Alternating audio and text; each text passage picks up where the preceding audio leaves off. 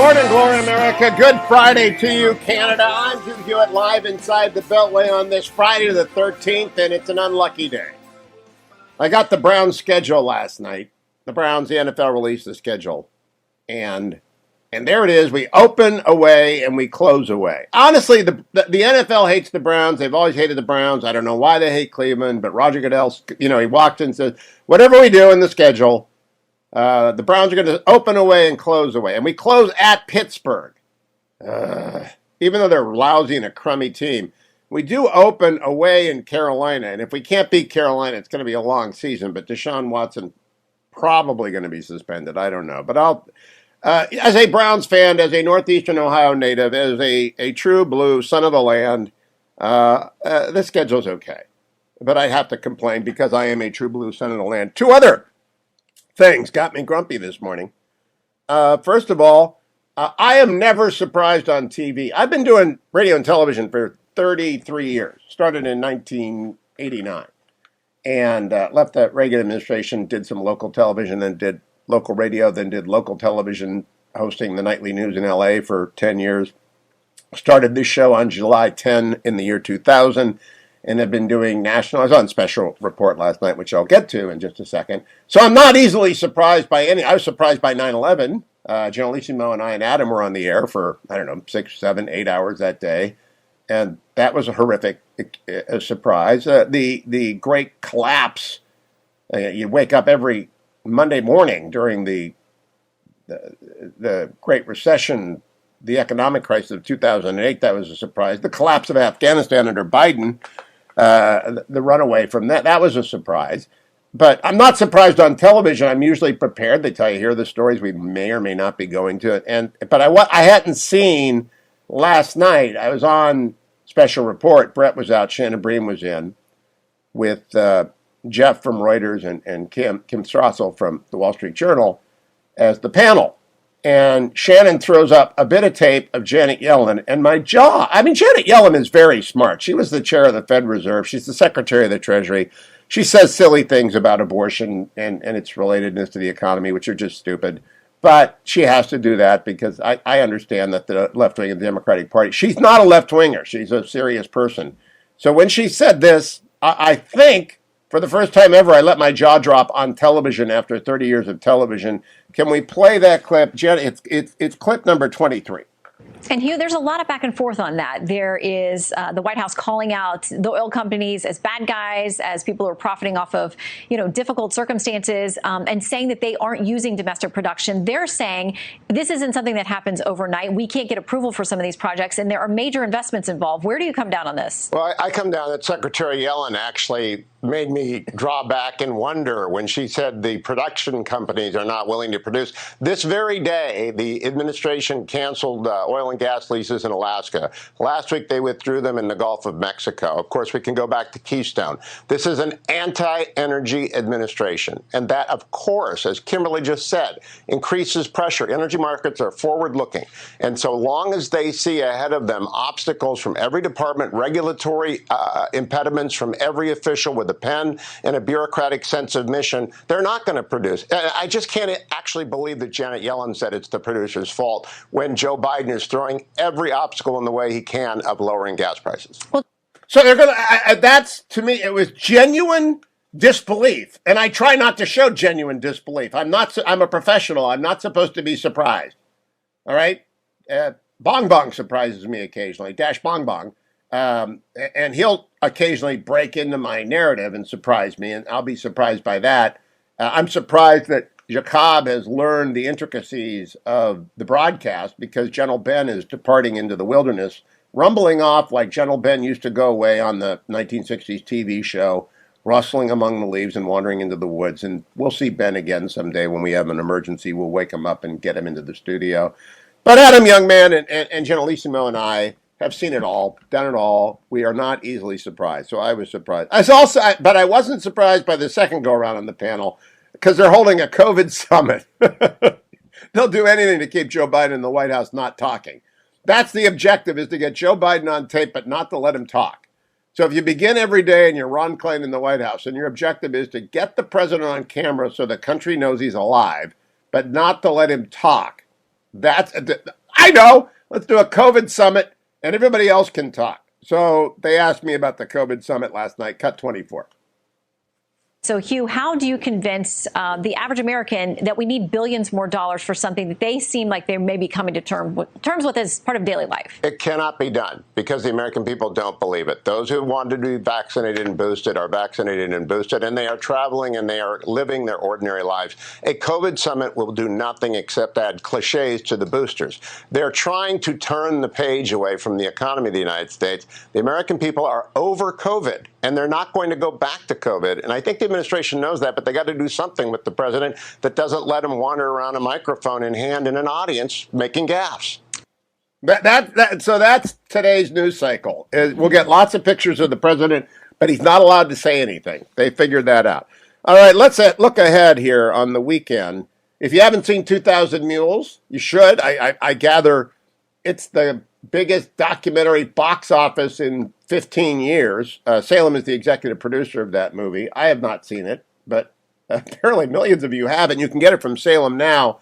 But I think a lot of you ought to go to the theaters because, we're trying to get the theaters back open. We really are trying to get the theaters back open and getting people to go back to the movies. I'm going to see a film on Sunday with the Fetching Mrs. Hewitt. We don't even know what it is. It's just that we feel like we want theaters to go back and open up. 2,000 Mules doing very well. Head over to Salem now if you want to watch it in the privacy of your own home or do a movie theater. Coming up later on the show, got Admiral Stav is in. I want to... The poor, I don't feel bad for the Russians. I feel bad for these crazy Russian soldiers. There is a story in the Telegraph of Great Britain today. An entire battalion. And again, I'm a civilian, meaning I don't even know how to spell civilian, much less anything going on in the army or the Russian army. But I know that when a battalion gets wiped out trying to cross a river, that's not good for morale. So they tried to cross the river. It's in the Telegraph. I tweeted it out. You should be following me on Twitter. And they got pushed back 20 clicks from 30 clicks, which in my mind I quickly estimate to be about 18 miles because a 10K is 6.2 miles, and so 30 clicks must be about 18.6 miles. So the Ukrainians are pushing back the Russians all over the place. They're in a static front in the Donbass, which is, I couldn't draw the Donbass on a map. I know where Ukraine and Russia is, but it's part of Ukraine, and I couldn't get it. I know where it is roughly. It doesn't get to Odessa. And only a fortnight ago, this is from the Financial Times, military briefing, can Ukraine push the Russian army from the country? Even that being written is something that's extraordinary. This morning, fierce clashes in the Jenin area in Israel as Palestinians with automatic weapons open fire on the IDF.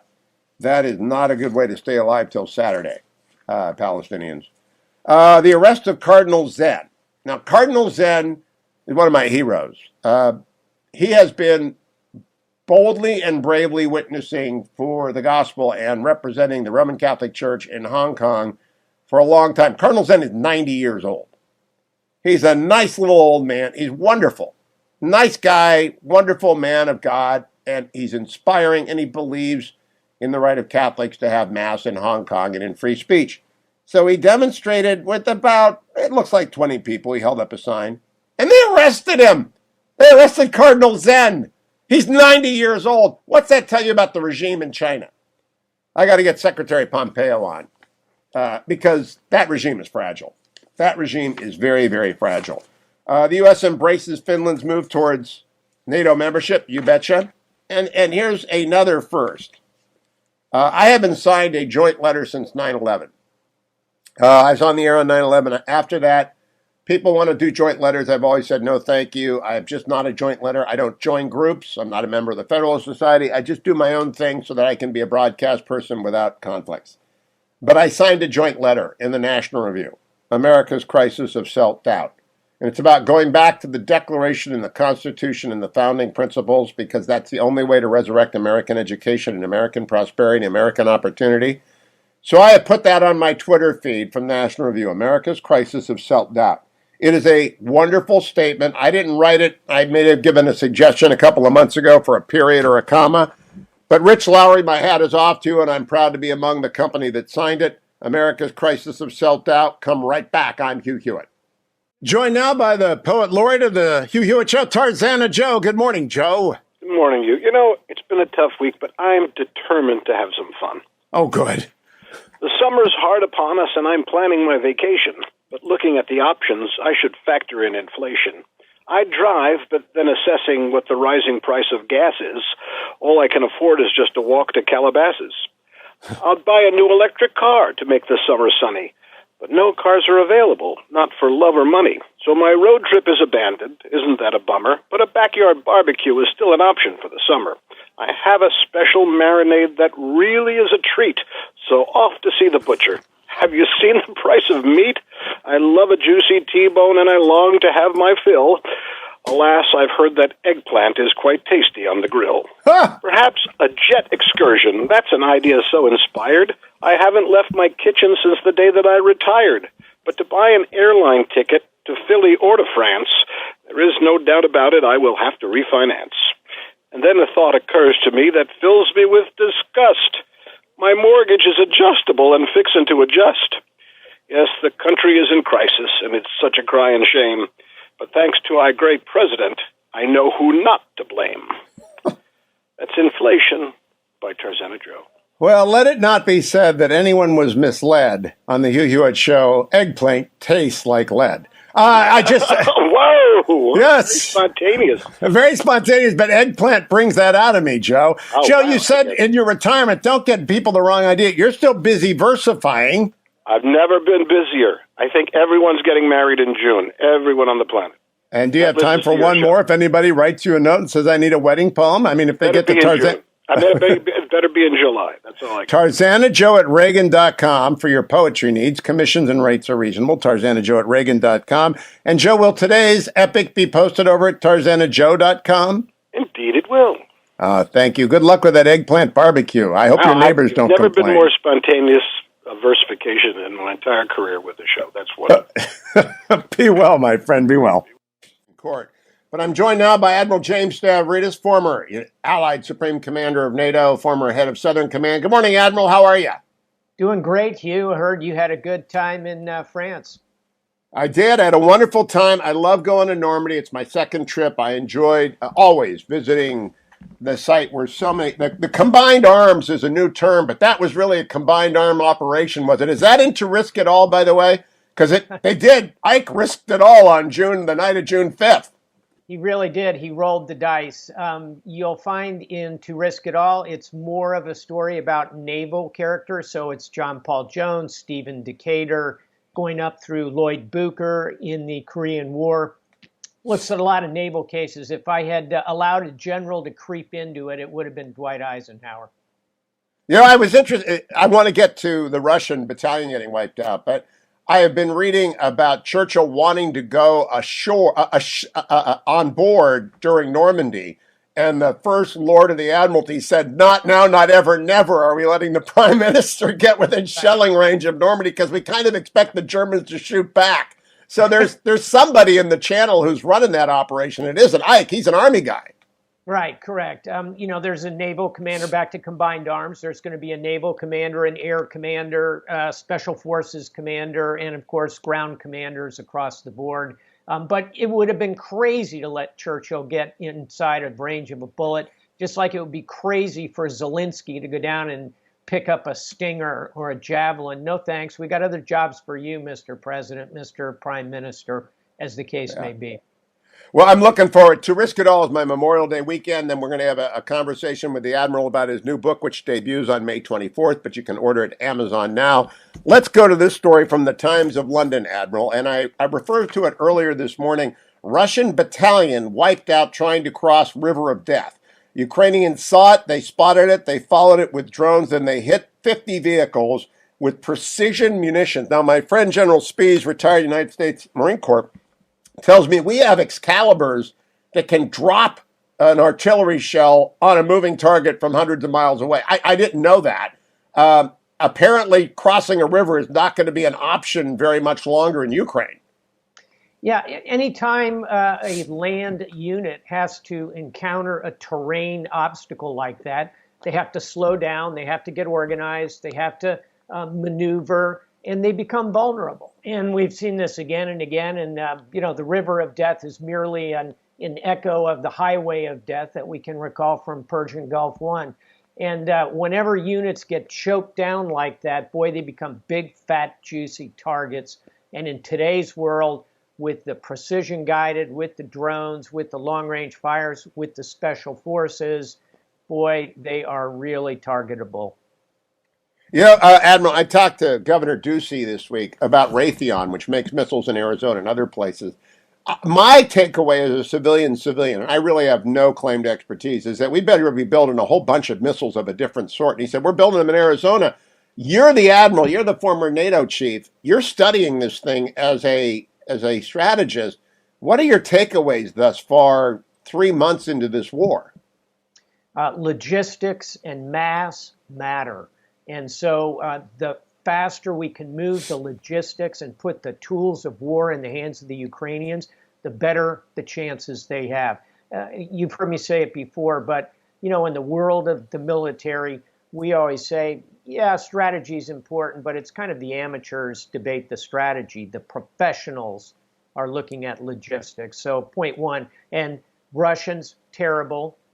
The West, NATO, excellent. That's been a big advantage for the Ukrainians. Number two, more importantly, leadership matters. So if you're a Ukrainian on the front lines, you turn over your shoulder, you're motivated. Back there are your children. Back there is your spouse. Back there are your elders, your cities, your civilization, your language. All of that matters deeply, and it's highly motivating. And good leaders like Zelensky and his generals are able to tap into that. Conversely, the Russians look over their shoulder, and who do they see? They see, a general who just blew up mysteriously when he tried to place a cell phone call. They see Vladimir Putin and the long hand of Putin reaching out from the Kremlin to push them forward in a war they can't even understand. So point two is leadership matters. And third, what we just talked about, Hugh, technology matters, and it's mattering a lot on this battlefield. And we are seeing instances not only ashore, as you and I just discussed, but out at sea as well, where the Neptune missile, relatively inexpensive, shore to ship, takes out the Moskva, the flagship of the Black Sea, puts 500 sailors floating or dead. That's a big, bad trade-off for the Russians. So I'd say logistics, leadership, technology are the three big takeaways, none especially surprising, but boy, are you seeing a case study in their importance today. Now, Admiral, I could talk to you all hour about this next question, and I'm sorry if it's the 15th time you've been asked it by a media person. NATO is about to expand to Finland and Sweden. You were the Allied Supreme Commander of NATO. Are you going like this? Hooray, we got the Finns in, or are you saying, oh my God, the Finnish border with Russia expands my theater of operations by 50%?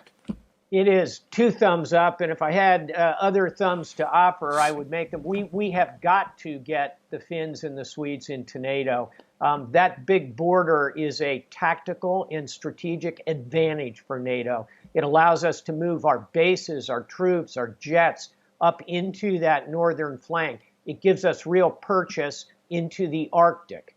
It is a very significant chunk of real estate. We want it. So geography matters. Number two, these are warfighting nations. Combined, their defense budget is around $15 billion. That's about a fourth of the Russian defense budget. So we're adding real money and resources. And then finally, Hugh, the Finns have a big army. They have the largest number of artillery pieces in Europe. They have 1 million reserves and 280,000 combat-capable, well-trained soldiers. I've had Finns and Swedes under my command in Afghanistan, in Libya, in the Balkans. These are military forces that have high capability. And over on the Swedish side, they are highly technically capable. If you can build a Volvo, you can build anything, right? And so they build their own fighters, the Gripen. It's a superb airplane, kind of like a Hornet, like some of the great Navy people we know fly. It's got the Swedes also have they build submarines. I mean, this That's is a what I was. very, I thought so. Yeah. So, yeah. how big is the naval element of these two countries, and are they integrated with NATO already? It is sizable, and they are integrated. In terms of number of capable warships, it's in the dozens, and they're focused on a relatively small maritime battle space, right? The Baltic Sea, and to some degree up in the Arctic. So in terms of number of ships for geographic area, highly capable, both of them. They operate alongside us. When we do Baltic operations exercise every year, typically the Finns and the Swedes come out to play. Real capability in the air, on the land, and absolutely at sea. Nothing but up for NATO. How quickly, as a supreme commander, would you integrate Finn and Swede generals and admirals into your command structure? How quickly does that follow? It'll happen almost instantly, and there's a funny expression for this. It's called Star Wars, as in the number of stars you have on your shoulder. Each nation really wants those positions, so you have real competition. And I would, if I were Supreme Allied Commander, looking at those two nations come in, I'd say, look, I've got to have a Swedish 2-star, a Finnish 1-star. I want them on my staff. I want one up in our command structure in the north. You might even see a 3-star Finn or Swede come in.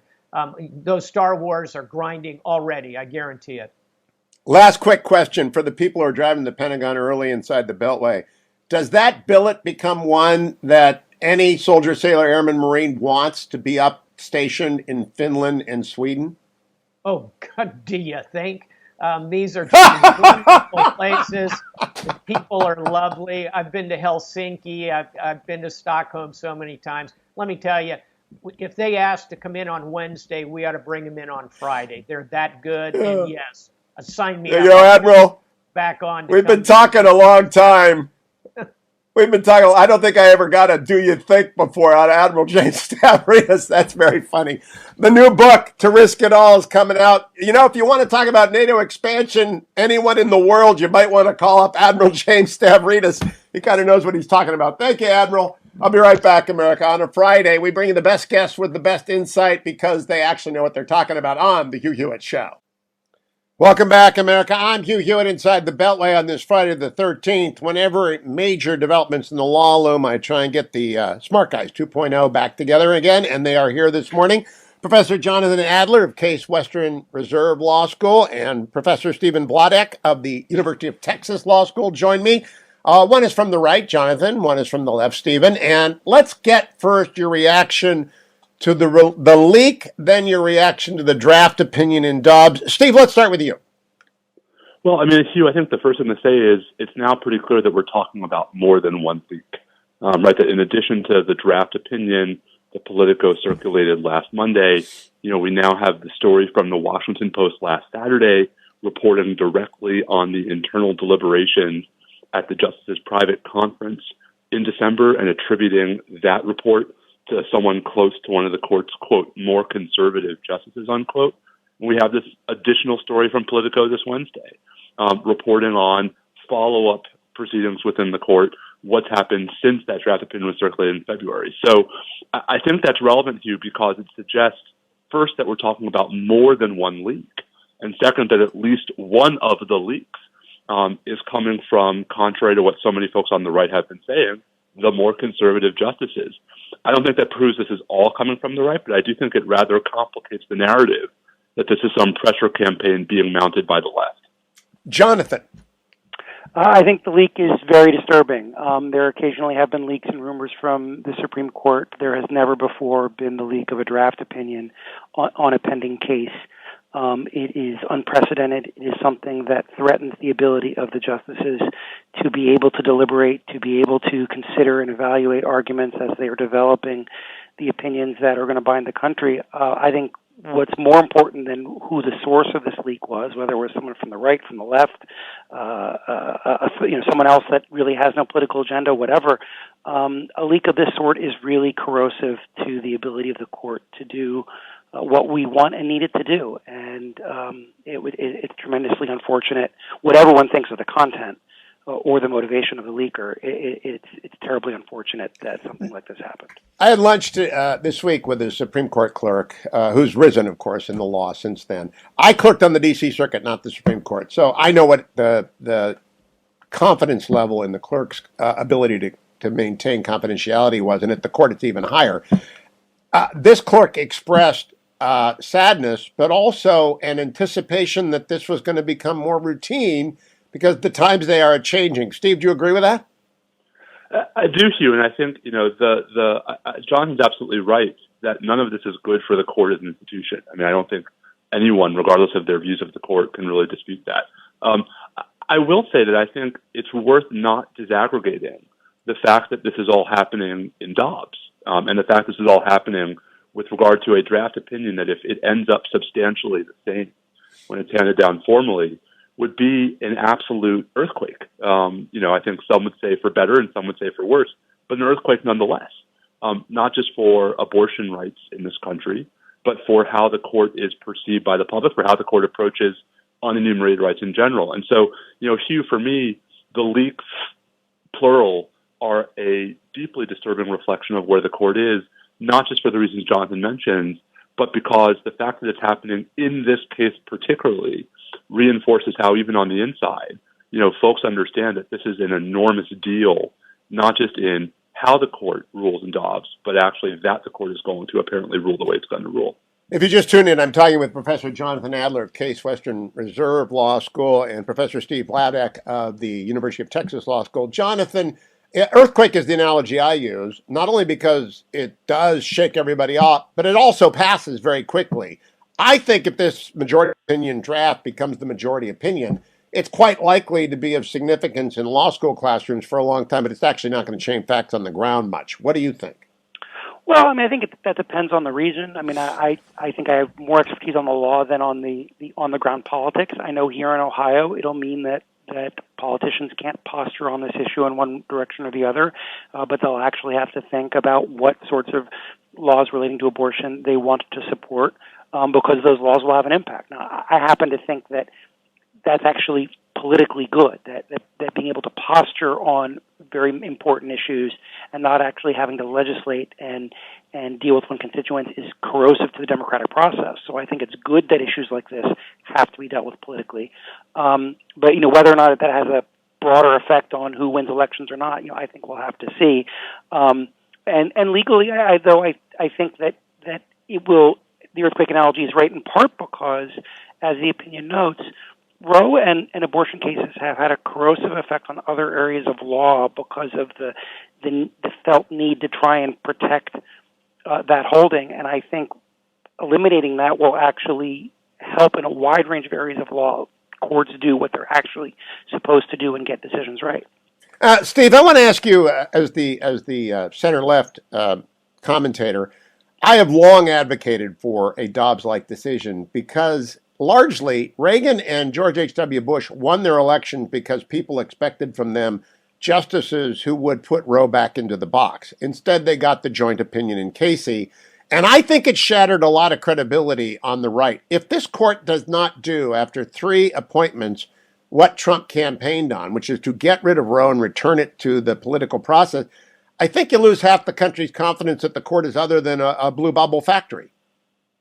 I mean, that's pretty ironic, Hugh, given where we are and given what, I think folks closer to my side look at when they look at the court right now. I mean, if a 6-3 conservative majority still isn't enough to achieve that goal, first, I think that's conceding that the goal here has a political bent, not necessarily a legal principle bent. But second, I also think that that's that's not an indictment of progressives. I think that's rather an indictment of the conservative legal movement writ large. But I also think it's worth stressing, Hugh, that, one way or the other, I mean, Jonathan talks about the what he calls the corrosive effect of Roe on other areas of the law.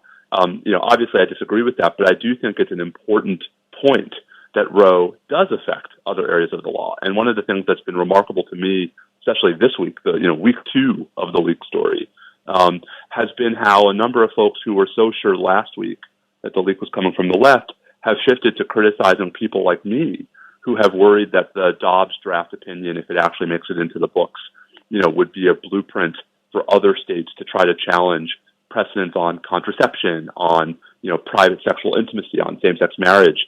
If I don't think you can have it both ways. Either this is only about abortion and we're going to get a sui generis decision with no implications outside that context, or it isn't, in which case folks who are worried not just about what this means for reproductive rights in this country, but for lots of other rights we've come to take for granted, are not, in fact, being alarmist and are, I think, quite properly raising the right hackles. Before I throw it to Jonathan, let me both agree and disagree with you. It is an indictment of the conservative legal movement through 1992. Then it got its act together and began to figure out that the Souters and the O'Connors and the Kennedys are not the kind of candidates you want. But I do believe Roe is sui generis. I do think it is one of a kind, and I do not believe there's any threat to Obergefell. I don't think there's any threat to Griswold. I think that's all silly. Jonathan? Well, yeah, I agree that those threats are exaggerated, and that's because to get the overturning of a precedent, especially a precedent like this, you need a combination of a bunch of factors. The original decision being, as the draft opinion characterizes it, egregiously wrong, is but one of the things that you need, both legally and just as a practical matter, for a decision to be overturned. And I don't think the other cases that Steve mentions involve the constellation of all of those factors. And for that reason, I don't think that precedents relating to contraception and the like are at risk. There may be individual state legislators here and there that would love to challenge them, but you need to get laws enacted. You need to get those laws upheld by lower courts, and then you need the Supreme Court to take those cases.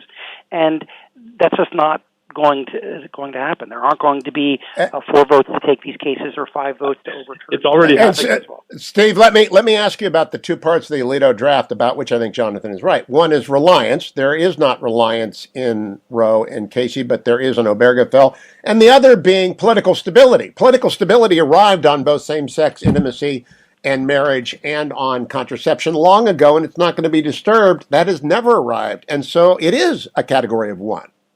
I vehemently disagree with both of those statements, Hugh. I mean, the notion that, there's no reliance in the abortion context is a rather shocking thing to say to millions of American women who have made professional choices, who have structured their lives around the assumption that abortion access will be meaningfully available in the states they live in. And I think we're already seeing fear that the end of Roe and the end of Dobbs is going to upset that calculus and is actually probably going to lead to an exodus of women of child-rearing age out of red states.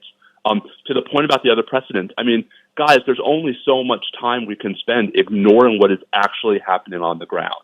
There's a bill that has been introduced in Louisiana that has strong support in the Louisiana House, not from a band of outlier state representatives, that would ban particular forms of intrauterine devices, IUDs. That's a direct assault on Griswold. I live in Texas, unlike Ohio, where we have a state legislature that, among other things, is not just severely partisan gerrymandered in favor of extreme conservative views, but that loves to push the envelope, and that is set to meet in its next session in January of 2023, where there's already talk about pushing back on precedents that we thought had been well established, precedents like Plyler versus Doe and the right of undocumented immigrants to attend public schools.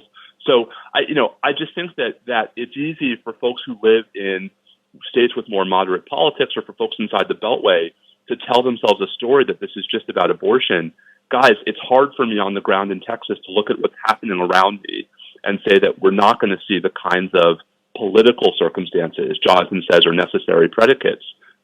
It seems like we're just denying what's in front of our very eyes. If we, but Jonathan, the Louisiana law, as an example, has been denounced by every pro-life and the Catholic Church activist out there. It is an outlier. It ought not to be dressed as other than an outlier. So how do you respond to Steve's parade of horribles?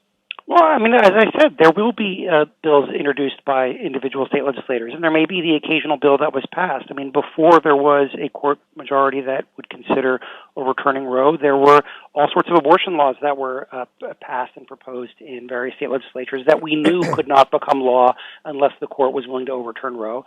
Similarly here, you may get an outlier law passed here and there. It will not get upheld by lower courts. It will not get accepted for cert by the Supreme Court after struck down. And that, again, you need is broad constellation of factors. It may be that for specific precedents, you may get one here, one there, but the entire constellation, many of which are discussed in the draft opinion, and then many more that are a function of, as a practical matter, what it requires to get a case teed up for the court and for the court to accept. And again, abortion has been something that where folks have been trying to line these things up for decades. That is simply not the case in these other contexts. Steve, you get the last minute. I want to give Steve Valdeck the last minute because it's kind of 2-1 here today. Steve? I mean, listen, I hope you guys are right. I mean, for whatever else might be said about Justice Alito's draft opinion, a world in which what to me is the damage it does is limited to the abortion context is better than the alternative. So I want to believe you guys are right. But when some of the same people, and I'm not suggesting that you two, but when some of the same people who insisted that Roe and Casey were safe, the Wall Street Journal editorial page, for example, as recently as July 2018, are now yelling at people like me for having the temerity to suggest that an opinion getting rid of Roe and Casey would have no further ramifications outside the abortion context, I don't think it's unreasonable for people who don't have your political views to be a little nervous that that's not true, and to look at what's happening in Louisiana, in Texas, in Alabama, in Idaho, and worry that the constellation of political circumstances that led to the growing support to overrule Roe and Casey is going to lead to similar support to scale back other precedents as well. We will be back with the smart guys in a few weeks when Jonathan Adler and Steve Valdeck come back to explain the final holding in Dobbs. Thank you both, Professors Adler and Valdeck. Don't go anywhere. I continue the... Welcome back, America. I'm Hugh Hewitt. In the last two segments, I've talked about my column in the Washington Post about protecting Supreme Court justices. I just talked about the law of Dobbs.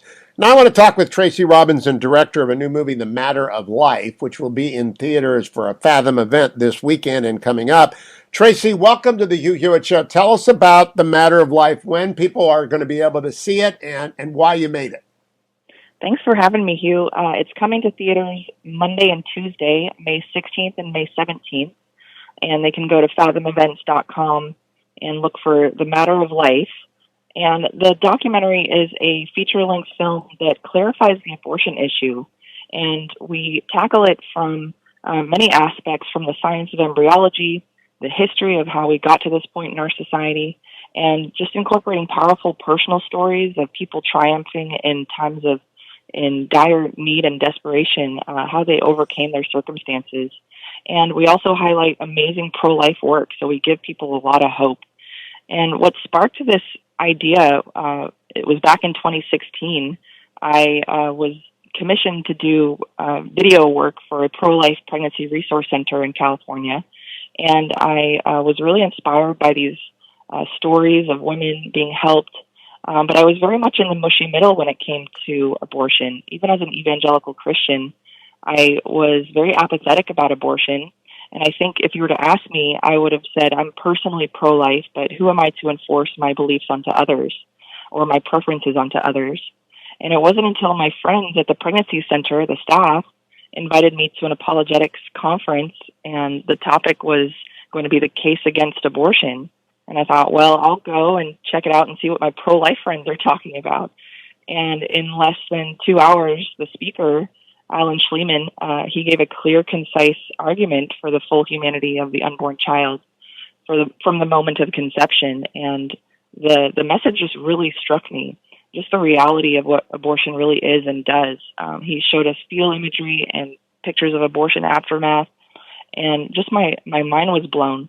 And I knew that this needed to be a feature-length documentary. Just this vision was downloaded to me right away. And now Tracy, Mm-hmm. I've been doing broadcasting for 30 years, and I'm a evangelical Roman Catholic Presbyterian, so I'm on both banks, and I've been pro-life since the day the issue came up in 1973, and moment of conception forward, life of the mother exception. Now the reasonable middle is gone in the country, and when you try and talk about this subject, even on a radio show, people turn it off. They don't want to talk about it. How are you going to get people to go see The Matter of Life on Monday and Tuesday? Well, people that see the movie, the pre-screenings that we have had, people that are existingly pro-life have given me the feedback that they are re-inspired, that they're fired up for the cause, to protect unborn life and to get involved in the pro-life work. If they're already in pro-life work, they're re-inspired and they have this renewed vigor to keep going. But this is a movie that has been changing hearts and minds. People are waking up to see how dire the need to look at the abortion crisis in our country is. People are waking up to the truth and the facts, and they're being inspired to action. Do you find it ironic? Yeah. Do you find it ironic that it's coming out just as the Dobbs decision? It may even issue on Monday, Tracy, because the justices met Thursday, so that it may issue on Monday. It's an opinion day at the court the night of your movie. How ironic would that be? Well, nothing surprises me at this point because God has been in it this whole time, orchestrating all the events, and I didn't even, this theatrical release has been planned for months out, even before the Dobbs decision was Dobbs case was on the table. And so just the court leak and now coming Monday, there's a pending decision. It's just really the Lord's orchestration. It's really amazing to look at, to see and observe this happening. So couldn't have planned it that way. No, you couldn't have. Tracy Robin, you could not have done so. You are the director of The Matter of Life. It is in theaters on Monday and Tuesday across the United States at Fathom Events. For more details, Tracy, thank you so much for joining me. Good luck. I hope people turn out. And on Monday, the opinion may come down. The justices met yesterday. They're scheduled an opinion release on Monday. It would be the prudent thing to do to release the Dobbs decision early in order to protect the justices who are presently under threat. That's what my Washington Post column is about this morning. I pray that happens.